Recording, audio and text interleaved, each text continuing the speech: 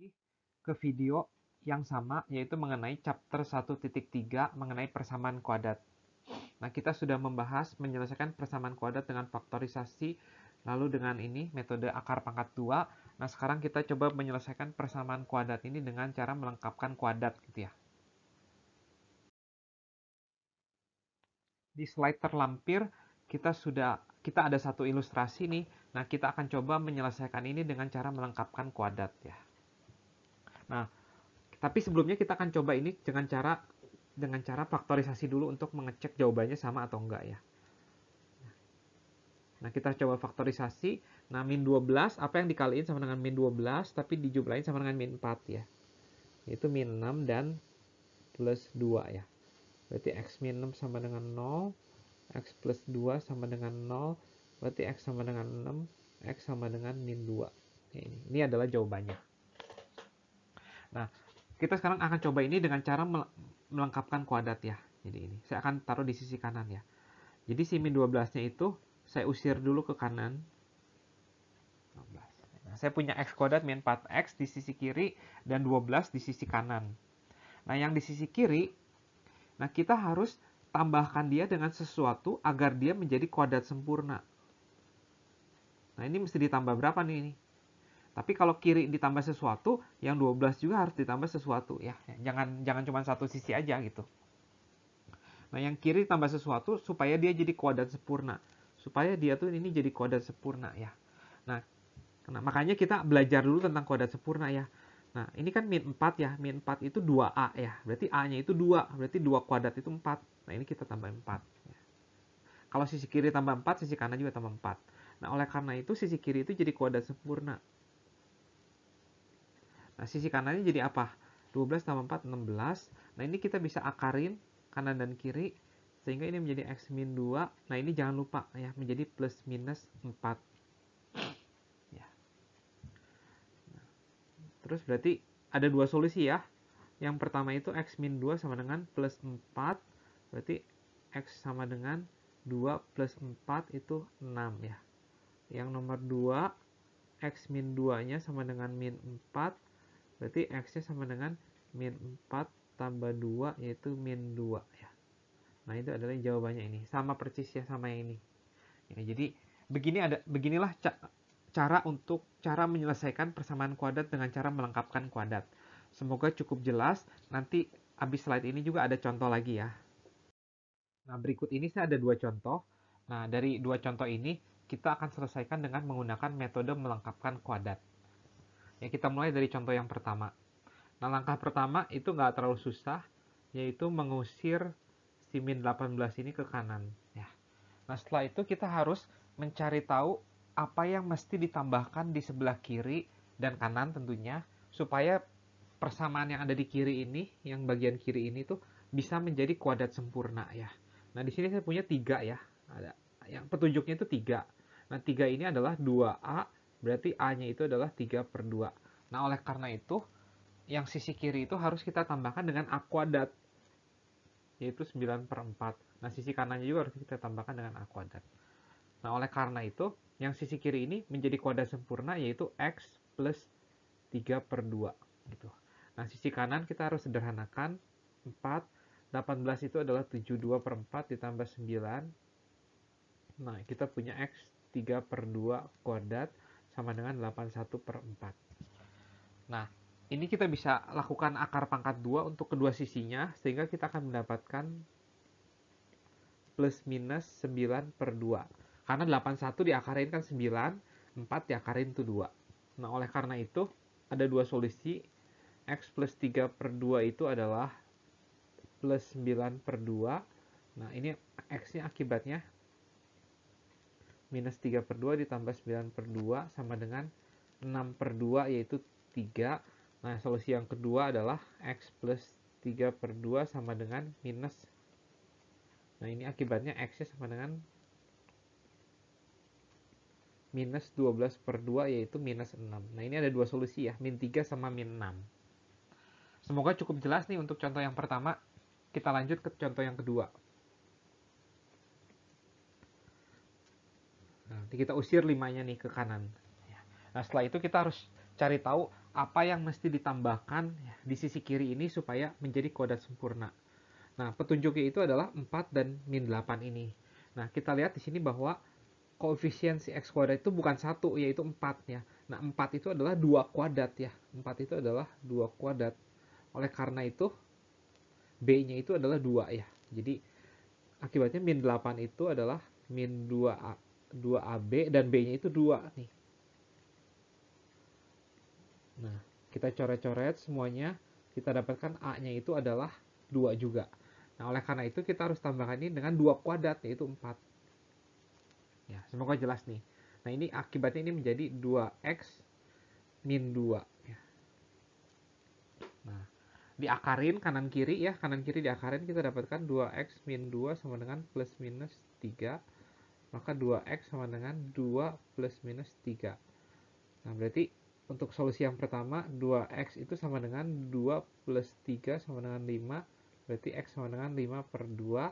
Nah, untuk solusi yang kedua, 2x sama dengan 2 minus 3.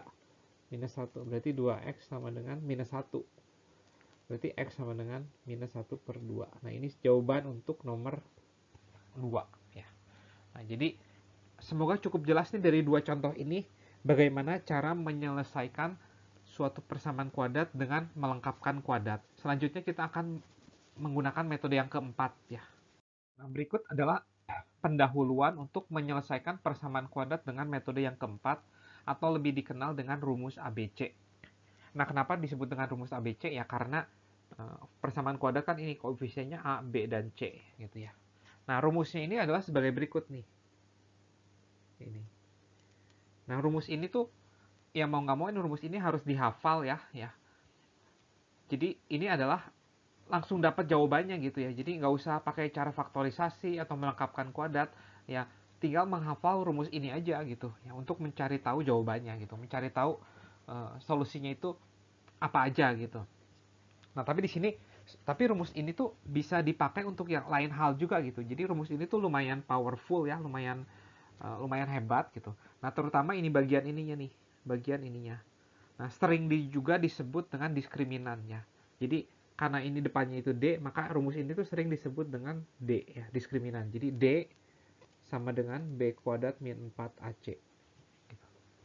Nah, jadi diskriminan. Nah, sebenarnya dari tadi contoh yang kita dapatkan itu selalu solusinya itu ada dua. Nah, persamaan kuadrat itu sebenarnya tuh ada kemungkinannya itu ada tiga ya. Kadang kita punya persamaan kuadrat ada dua solusi ya. Selama ini kita selalu dapat dua solusi. Tapi kadang kita cuma punya satu solusi dan kadang kita tidak punya solusi nih. Nah, kapan kita bisa tahu punya dua solusi, satu solusi atau tidak punya solusi itu? Yaitu dengan cara menghitung diskriminannya ya. Jadi kalau diskriminannya itu positif, berarti dua solusi. Nah, terus kalau diskriminannya 0, itu artinya persamaan kuadrat itu cuma punya satu solusi. Dan yang terakhir, kalau diskriminannya itu negatif, artinya itu persamaan kuadrat itu tidak punya solusi. Nah, abis ini akan ada contoh-contoh yang akan membahas kemungkinan ini nih. Yuk kita akan coba bahas nomor satu nih, contoh nomor satu. Nah, ini A-nya berapa, B-nya berapa, C-nya berapa. Nah, A-nya 1 ya dari sini nih, karena nggak ada apa-apa di sini. B-nya min 1, nah C-nya min 12. Nah, sekarang kita hitung D-nya. B kuadrat min 4AC. Nah, B kuadrat itu min 1 kuadrat itu 1, 4. A-nya itu 1, C-nya itu min 12. Nah, oleh karena ini 1 kita punya, oh ini tambah ya, berarti tambah 48, berarti 49. Nah, ini positif nih. Oleh karena itu pasti dia punya dua akar. Yuk. Ya, saya akan kasih contoh nih. Nah, berarti rumus ABC-nya apa nih? 1, 2 sama dengan min B plus minus akar D ya. Jadi kan soalnya ini B kuadrat min 4AC sudah kita hitung nih jadi D per 2A ya. Berarti min B-nya apa? Min B. B-nya itu kan min 1, berarti min 1 itu positif 1. Nah, akar dari 49 per 2. Berarti setengah 1 plus minus akar 49 itu 7 per 2. Nah, berarti solusinya itu adalah X1-nya itu, karena ada dua solusi, makanya X1 2 gitu. X1 itu yang positifnya 8 per 2 yaitu 4, dan X2 itu yang negatifnya ya. min 3. Ya ini jawabannya ya. Nah, jadi kalau kita lakukan faktorisasi atau pakai melengkapkan kuadrat tuh Anda akan mendapatkan jawaban yang sama. Cuman dari sini rumus ABC itu sangat powerful karena bisa mengetahui kapan itu punya solusi, kapan nggak punya solusi, kapan cuma punya satu solusi gitu. Nah, saya akan masuk contoh yang kedua. A-nya itu 1, B-nya itu 4, C-nya itu 4 ya. Yuk kita hitung D-nya. B kuadrat min 4AC. Nah, berarti ini 4 kuadrat min 4 dikalikan 1 dikalikan 4. 0 ya. Nah, 0 itu apa? Berarti dia tuh cuma punya satu solusi ya. Apakah itu? Nah, biasanya kalau D-nya 0 ya, ini tuh artinya tuh persamaan kuadrat ini tuh adalah kuadrat sempurna ya. Maka ini tuh menjadi x kuadrat plus 4x. Kalau kalian hafal kuadrat sempurna, ini tuh adalah x plus 2 kuadrat. Nah, akar 0 kan 0, jadi mau nggak mau x plus 2 sama dengan 0, berarti x sama dengan min 2. Nah, ini adalah satu-satunya solusi dari persamaan nomor 2. Jadi cuma terlihat nih, ini punya dua solusi, tapi ini cuma punya satu solusi. Nah, kenapa bisa begitu? Ya karena diskriminannya itu 0. Nah, begitu pula nomor 3 ya. Nomor 3 itu, saya akan cuma hitung diskriminannya aja. Saya langsung aja B kuadrat min 4AC. Nah, B-nya itu adalah min 6. Min 6 kuadrat itu 36. 4 dikali A dikalikan C-nya tuh 9 ya. Nah, ini juga sama nih. 36 min 36 sama dengan 0. Nah, ini cuma punya satu solusi. Bagaimana dengan yang ini? B kuadrat min 4AC. B kuadrat min 4AC berarti 16 min 4 dikalikan A-nya 1. C-nya itu min 21. Nah, itu 16 ditambah 84 ya. 100. Nah, ini positif juga, berarti dia punya dua solusi. Dan yang terakhir nih, B kuadrat min 4AC, B-nya itu 1 min 4 kalikan 1. Nah, 1 min 20 yaitu min 19. Nah, ini karena ini negatif, nah persamaan kuadrat yang nomor 5 ini tidak punya solusi.